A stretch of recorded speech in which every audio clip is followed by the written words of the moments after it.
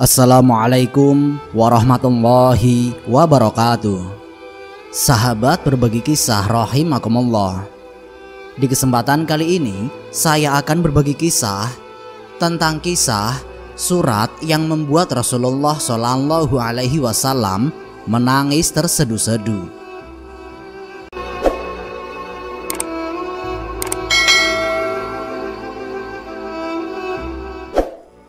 Ketika surat Ali Imran ayat 190 diwahyukan kepada Rasulullah Shallallahu Alaihi Wasallam.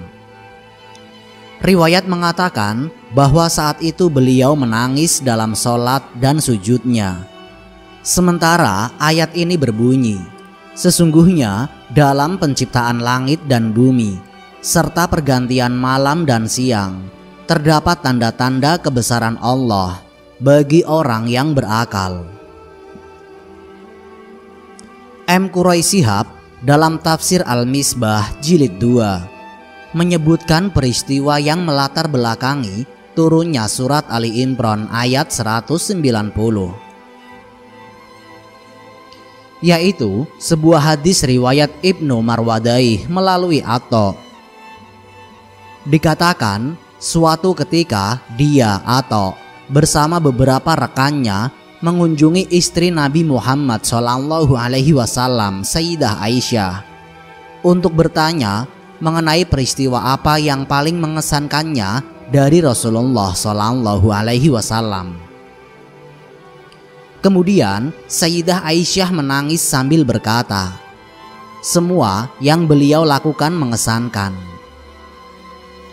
Lanjut Sayyidah Aisyah, kalau harus menyebut satu, maka satu malam, yakni di malam giliranku beliau tidur berdampingan denganku. Kulitnya menyentuh kulitku. Lalu beliau bersabda, wahai Aisyah, izinkanlah aku beribadah kepada Tuhanku. Aku berkata, jawab Sayyidah Aisyah, demi Allah, aku senang berada di sampingmu, tetapi aku juga senang engkau beribadah kepada Tuhanmu. Maka beliau pergi berwudu. Tidak banyak air yang beliau gunakan. Lalu berdiri melaksanakan sholat dan menangis hingga membasahi jenggot beliau. Lalu sujud dan menangis lagi hingga membasahi lantai. Lalu berbaring dan menangis. Setelah itu Bilal datang untuk azan sholat subuh. Kata Sayyidah Aisyah lebih lanjut, Bilal bertanya kepada Rasulullah Shallallahu Alaihi Wasallam apa yang menjadikan beliau menangis, sedang Allah Ta'ala telah mengampuni dosamu yang lalu dan yang akan datang. Rasulullah Shallallahu Alaihi Wasallam menjawab, duhai Bilal, apa yang dapat membendung tangisku? Padahal semalam Allah Ta'ala telah menurunkan kepadaku ayat Quran surat Ali Imran ayat 190. Sungguh celaka siapa yang membaca tapi tidak memikirkannya. Pada sejumlah hadis juga dinyatakan bahwa Nabi Muhammad Shallallahu Alaihi Wasallam kerap membaca ayat ini dan ayat berikutnya di saat beliau terbangun di malam hari untuk mendirikan sholat tahajud. Melalui Ibnu Abbas radhiyallahu anhu, ia berkata, suatu malam aku tidur di rumah bibiku Maimunah. Rasulullah Shallallahu Alaihi Wasallam berbincang dengan keluarga beliau beberapa saat. Kemudian pada sepertiga malam terakhir, beliau bangkit dari pembaringan dan duduk memandang ke langit sambil membaca ayat ini. Lalu beliau berwudu dan sholat 11 rakaat. Kemudian Bilal mengumandangkan azan subuh. Maka beliau sholat 2 rakaat, lalu menuju ke masjid untuk mengimami jemaah sholat subuh. Kriteria ulul albab dalam surat Ali Imran ayat 190. Dalam surat Ali Imran ayat 190, ternyata Allah Subhanahu wa Ta'ala nyatakan satu sifat yang dimiliki orang berakal atau ulul albab, yakni senang merenungkan berbagai ciptaannya, baik yang ada di langit maupun yang ada di bumi. Makna yang terkandung dalam ayat inilah yang mungkin membuat Rasulullah Shallallahu Alaihi Wasallam menangis dalam sholatnya di sepertiga malam terakhir. Adapun ulul albab merupakan satu istilah yang dikenal dalam Islam dan para ulama pun mendefinisikan term tersebut. Seperti Sayyid Qutb dalam tafsir Fi Zilalil Quran mengemukakan ulul albab sebagai orang yang selalu ingat dan tidak lupa, orang yang selalu sadar dan tidak lengah, dan orang yang dapat mengambil pelajaran sehingga tidak masuk ke dalam kesesatan.